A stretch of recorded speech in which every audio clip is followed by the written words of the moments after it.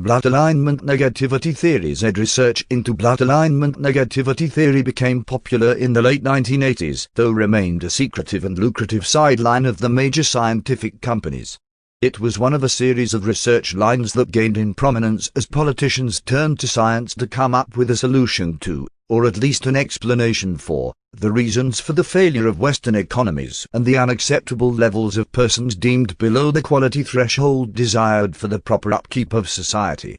Science as a diagnostic tool was considered vastly superior to the extolment of extremist views against one section of society to demonstrate their culpability for the planet's woes.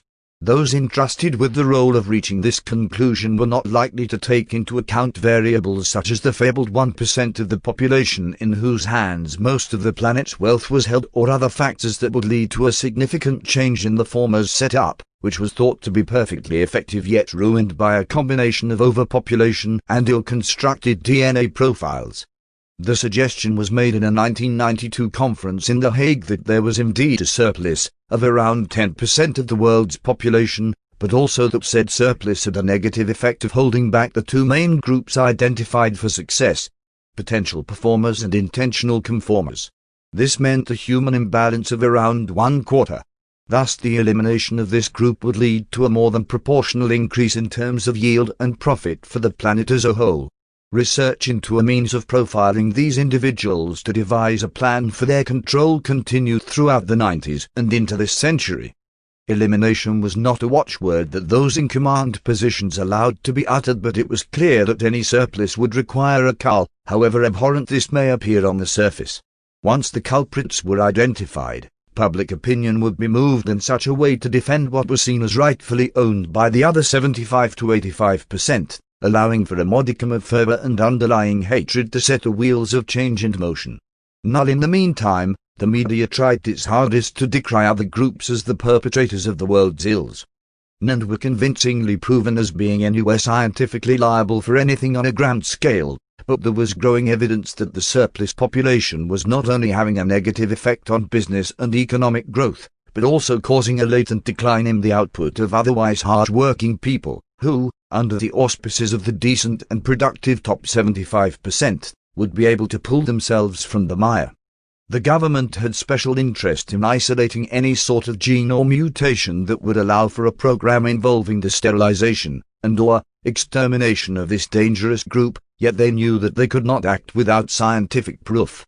With the millennium drawing to a close, pressure was exerted on all those involved in the secret research to give the Prime Minister the boost he needed to enter the 21st century with renewed optimism.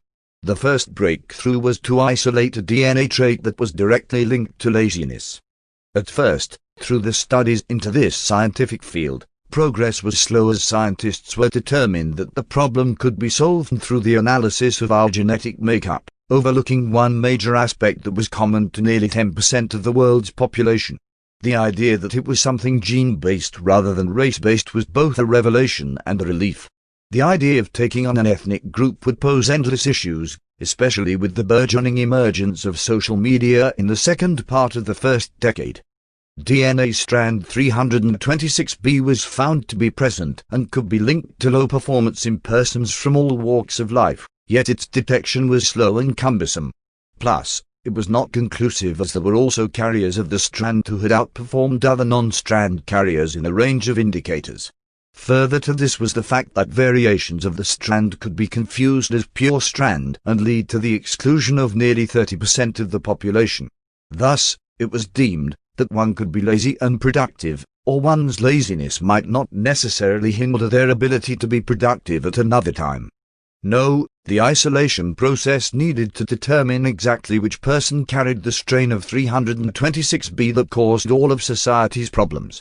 Visionaries often appear at the most unlikely times, and it was a team of researchers in a lab off the west coast of Scotland who began to abandon the idea of the DNA route and work on the isolation of blood itself.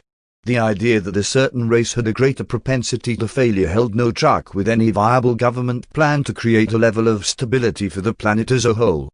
Governments worked together, all colors and creeds, accepting the idea that a surplus in this issue was a bad thing, and, as the scientists were beginning to prove, Every nation had its own group of culpable surplus. This meant that there could be no cause for victimization of any group. If it was just a clean cut of between 10 and 15% from all walks of life and colors, then the common good would triumph. Dissenting voices would be quashed or simply silenced as the excess could be enjoyed. A song and a dance and a bit of a fuss might occur at the beginning, but after that, people's natural greed and maleficence would restore things to a more natural order. And so, the lab began to work in different areas, namely the new field of blood alignment negativity theory, which worked simply along the lines of rather than focusing on the DNA strand, they aimed to prove that entire sets of people with a certain blood group embodied the entirety of the problems faced by the world. Some of these blood group carriers had managed to pull the wool over the rest of the planet's eyes by accessing positions of responsibility and renown, but this was not the norm and their performance ratings were still vastly below that of people from other blood groups. As 2020 drew closer, the US government demanded a conclusive answer as the fabled recovery after the most recent depression failed to be the boom period that had been forecast. Thus, in a groundbreaking paper published in May 2019, scientists from the lab proved beyond any doubt that the defective blood group was indeed B negative and that all the carriers of this blood type were an unnecessary burden on society. How this was proven was conveniently kept secret from the rest of society, and, for the good fortune of the writer, from all sources on the internet. Suffice to say that all relevant boffins and political experts considered the theory to be sound and accurate. Whilst the details of the theory were kept away from eyes that may pry and prod and pick holes in its veracity, its idea was slowly allowed to filter outwards. A tried and trusted method. A clumsily leaked email made its way to a sensationalist tabloid which, seizing the chance to stir up public agitation and claim the scalp of the previously designated politician and scientist scapegoat, hastily published a story claiming that a subversive group aimed to prove that all carriers of the blood group B negative, immediately stylized DBNEGs, were the source of all the world's woes. Inevitably, the theory was decried as nonsense, the scapegoats roundly chastised on social media and TV, enjoying a week as the world's most hated people and then swiftly forgotten upon the breaking of the next story. But the seed was planted, people began to ask whether there could be anything in it. People began to seek out DBNEGs and analyze their performance at work, their effect on others. If anything, the initial furore around them led to an increase in their working yield, as if they felt under the spotlight at all times to outwork any of their non-DBNEG colleagues. The phenomena began to take hold, slowly at first, then gathering momentum, to the government's delight, as the inevitable hashtag of #ShamadNeg took hold of Twitter. DBNEGs were exposed on social media, often with side-by-side videos of them pretending to be hard to juxtapose with another showing their true colors. No movement is complete without the willing force of the uneducated hatred of the mindless masses. Non-DBNEGs who were unemployed began to feel aggrieved that their post had been taken by work-shy DBNEGs. Employers sensed a certain amount of exertion on them not to hire or promote DBNEGs, or even to remove them from their workforces. All of this gathered pace without any of the concerned governments having to spend a single centime, cent or penny on further research. The hatred bubble was mushrooming of its own volition. The more people seen as reasonable and learned tried to denounce the plausibility, simple social media opportunities presented themselves to further the idea that there really was something to it. Libertarians and voices of reason were the easiest targets to remove. Why would people who had chosen to believe that life's lottery was preventing their advancement due to the continued support of a worthless group listen to reason suddenly? The proof was there was a paper. No one had seen it, but it was known. It contained the facts. The easiest tap-ins were when the experts actually carried B negative blood, so much so that often any voice considered of any worth beforehand refused to opine on matters concerning bans, as this was now stylized, bearing in mind that the supporters of the movement would be less likely to follow something that used up most of their Twitter character allocation on spelling the name. The Z had no place in the theory, but the marketing company believed that it would appeal to the younger non-DBNEGs. With sufficient support from the grassroots sections of society, the moment arose to begin taking steps to remove DBNEGs from prominent positions. A bill was proposed whereby any organization with BNEG senior executives would have to justify their choice of employment against a criteria checklist, practically impossible for the BNEGs to come out on top, and should said BNEGs fail to meet these criteria, they were to be immediately replaced by non-BNEGs. A similar situation was devised for BNEGs running SMEs. To be able to continue with their business, they would have to pay a standard PAYE rate of 50% and increase takings with profit sharing for non-BNEGs. The thinking here was to price them out of the market and thus force them to abandon their professional endeavors. There was another option on the table. The BNEGs companies could be transferred to non-BNEGs so that the latter could run them and keep on the original BNEGs as employees, though a law passed a week after limiting BNEGs' earnings to 600 GBP per month, taxable at 49% too. BNEGs from all spheres were forced onto the streets. Plans were made to counter any rise in crime as a result of these undesirables by imposing harsher sentences on BNEGs for any type of misdemeanor. To finance this increase in potential prison population, BNEGs had their assets stripped and could have no more in savings than 1,000 GBP or the equivalent amount in the local currency of the applicable nation. It turned out that BNEGs had more disposable income than was expected for such a leisure group, and this windfall allowed for further expansions of the plan. Whilst certain sectors of society felt bemusement and even bewilderment at the measures arbitrarily taken against people simply for their blood group, governments chose to ignore these, as public opinion shifted in their favor like never before. Whenever questions were raised, they were roundly discarded by the findings of a throwaway boffin who came up with fancy-looking PowerPoint presentations that were the scientific equivalent of photoshopping a supermodel's body onto a wallflower's head and expecting people to fall for it. Of course, they did. They lapped up everything that was thrown at them. The more ludicrous the better, the more obvious the lies, the more they learned them word for word and repeated them with glee among their friends, colleagues, and on social media. Increases in GDP due to heavy taxation and appropriation of BNEGs goods meant that the UK government could afford a 3% income tax decrease and pay all non-BNEG workers a Robin Hood windfall bonus of 1,000 GDP, with unemployed BNEGs forced to fill their posts for free, should the non-BNEGs decide to take a holiday with the money. The next thing to plan for was the BNEGs uprising. They would surely not take this lying down forever, and any excuse to tighten security against them would provoke little opposition and would indeed prove doubters wrong. Sporadic groups of non-BNEGs had already begun to form vigilante squads to ensure order in the BNEG ghettos that were appearing on the outskirts of major cities. BNEGs were no longer allowed to live in an area within 5 miles of the city centre, and then only in government-approved zones with a limited yardage and value. Pockets of BNEGs resistance tried to demonstrate, but they knew their hands were tied. If they tried anything, reprisals on groups of BNEGs could be disastrous. If they tried nothing, their remaining few civil liberties would be completely removed. This logical outlook could not be sustained for a group comprising nearly a tenth of the population. And so, inevitably, a group of BNEGs entered a government research centre and set fire to the place, killing 3 non-BNEGs. Revenge was imminent. The night after the fire, hundreds of BNEGs were attacked randomly as comeuppance for the actions of the twisted fiery starters. Many of their residences were looted and burned, with the government passing an emergency measure that no BNEG could be on the street without registered accommodation. Anyone failing to comply with this measure could be immediately imprisoned until they had earned enough to make a deposit on a new property, depending on the waiting list, which was now much longer due to the events of the night known as the Night of the Long Playlets. The incident left more than 1,000 BNEGs dead and many more wounded. As BNEGs, they were not eligible to use the national health system and so would have to pay for medical treatment, which they obviously couldn't do, or take their chances at the BNEGs' health centres, woefully underfunded and staffed by unqualified psychopaths. Within a week of the event, statistics claimed 7,000 BNEGs had been removed as a burden on society. With disease and poverty rife amongst them, the stage was set to up operations. Killing 4,000 over a couple of weeks would not be a feasible means of removing such a large section of society. We have obviously moved on from the dark ages of transporting them to camps and putting them in ovens. The future was soon assured by passing a law which meant that all BNEGs males had to be sterilized.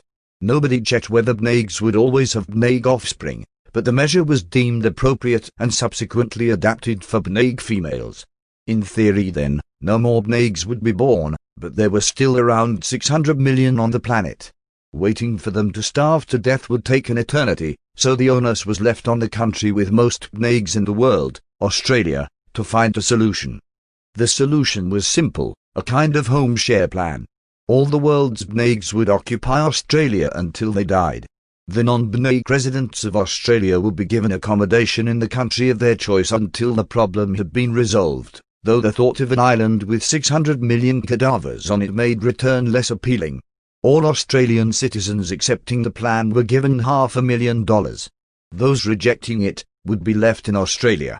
All Bneig's possessions and worldly goods were to be divided between the relocated non-Bneigs to compensate them for the upheaval that this would involve. And so, on the 19th of July, 2031, container ships carried thousands of Bneigs to their final destination in Australia. All residents of the former British colony were removed by plane or ship to leave the island free of any type of transport, thus preventing escape. Boats carrying the Bneigs administered a muscle relaxant in the water to prevent any uprisings, turning their cargo into docile, harmless cattle traveling to their fate. As the boats were paid for the number of trips made, unscrupulous captains hit upon the idea of emptying their cargo in the middle of the ocean and returning for more, though this practice was soon decried as the number of Bneig corpses washing up on the shore caused issues for local non-Bneig residents. Towards the end of the 2020s, special container ships were built with separate engine and cargo compartments, the biggest the world had ever seen. In conditions of almost zero comfort, up to 35,000 passengers could be transported in an almost harmless sleep to their last port of call. Each participant country, by that I mean every country, undertook to build a number of these proportionate to their Bneig population. The UK had 7 of these vessels, France 5, Germany 8 and the USA 24, even landlocked countries were obliged to have an amount of them and store them at their nearest port, except Switzerland, which once again never got involved and still maintained a high level of Bneigs and saw no drop in GDP. Bneigs tried to emigrate to places like Switzerland, first choice, or Albania, with reservations, or Kyrgyzstan, a step up from death, but these nations soon closed their borders as they were swamped. So, at any one time, there could be more than 1 million Bneigs under transportation to Australia. This meant that the entire process by this method would take less than 3 years. Even so, that was considered a lengthy and burdensome process. From places like China, Japan and New Zealand, Bneigs were simply ushered onto military transport planes and airdropped to Australia, with roughly enough parachutes for 60% of the plane's load to ensure a reduction in numbers early on. The problem with Oz was always going to be distance. The reason it was chosen, it being so far away, was also a major hindrance of the logistics. It was also a complicated business getting someone from Utah, for example, to a port where they could board a ship to Australia. As the celebrations for the 10 millionth recorded death of Bneigs came to a close, certain voices began to suggest that it might be time to relent on such severity. These voices of dissent were immediately quashed. The destruction of the Bneigs and their errant blood group had gone beyond a mere crusade to improve standards of living. Too many people had vested interests and were even looking beyond the Bneigs, should the promised utopia be spoilt by the unsightly presence of the working class. Even people generally seen as wishy-washy lefties began to change their outlook as momentum gathered for what was billed as definitely not a final solution. Research was done also to see whether Bneigs could be sent into space to colonize the moon, but that was eventually discarded when real scientists were consulted once more. The decision was made to use Alaska as a temporary Australia annex where Bneigs could be taken and frozen to death. Nothing was hidden anymore, there was no tiptoeing around the subject. News chains and independent groups proudly reported on successful eliminations. Fox News came up with the slogan that 600 million is a lot, but if we all kill 1 or 2, it's a lot less. With the reduction in the amount of electricity needed to heat and water this massive group of people, older power stations could be converted into huge furnaces. As many renowned voices concurred, not everything the Nazis did was that bad. They did create a lot of dust though.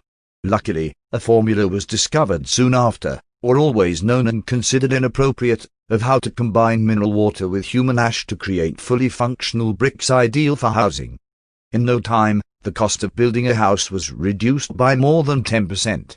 With non-bnegs with more disposable income now, this meant reduced mortgages and fewer foreclosures. GDP took a huge swing upwards as the construction industry soared again.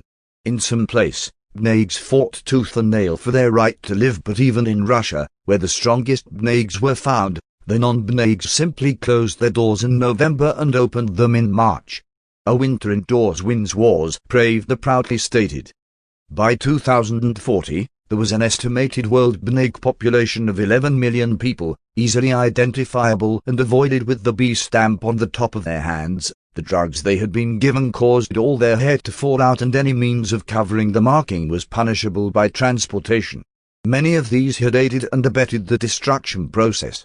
Australia had been declared uninhabitable, although daring farmers found that the arid soils of the desert lands, once fertilized with the rotting corpses of more than 400 million people, turned it into one of the most fertile wheat and cereals production areas in the world. This meant that bread and rice were basically free now to anyone in the world.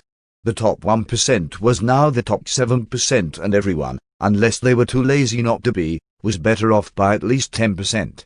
The figure of 10% became the benchmark against which everything was measured, with the idea being that, if it yielded 10% more, it was worthwhile.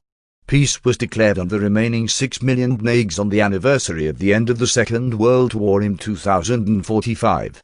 100 years to the day since the Nazis were quashed, there were no liberators for those still clinging to life. The only rights that they were afforded were those in place just after the initial resolutions preventing them from ownership and positions of responsibility. Most were old and frail, infirm and unable to work anyway, before taking into account the rather ungentlemanly disservice of allowing themselves to be slaves once more. Most just wandered the streets begging, waiting for whatever force had brought them to the planet to take the ailing frames away from it so they could be with their long-departed souls. One day, before the daily visits of the shrine that is now the old lab in Scotland, receiving thousands of visitors a week to give thanks for the sterling work done to cull the Earth's population, one of the unknown scientists stumbles upon a box that looks like it has not seen the light of day in more than 30 years. Inside he found the original formulae and calculations that led to the great discovery that isolated blood group B negative from the remainder of society and cast them out like dogs into the night. The intern took the papers and returned to his desk. Despite having the most advanced calculation technology in hand, he, like the scientists involved in the project, preferred to do his calculations by hand. Most of it was fairly standard up to the point of the DNA strand. Then it is when theories began to diverge and the calculations seemed to be askew. He went through them twice and gave out an exclamation that was not exactly befitting of the discovery. Gosh, it was never B negative. He repeated the calculations and looked at the demographic figures. At no time in history had there been 9% of the population with B negative blood. Rarely had it exceeded 3. It seemed that the group had been chosen at random to begin the elimination process of all carriers of that type. He found the names on the header and checked them against the records. The findings were signed and approved by the deputy head of the unit, without the approval of the chief researcher, a man, it turned out, who spent his whole time trying to belittle the deputy. The chief was relieved of his duties soon after, his medical examination stating his blood group as being B negative. On the back page, a message was written in biro that said, "You'll be fools to believe all this, PLN 2019. And the second message, "That's why it's so believable, RKC 2038.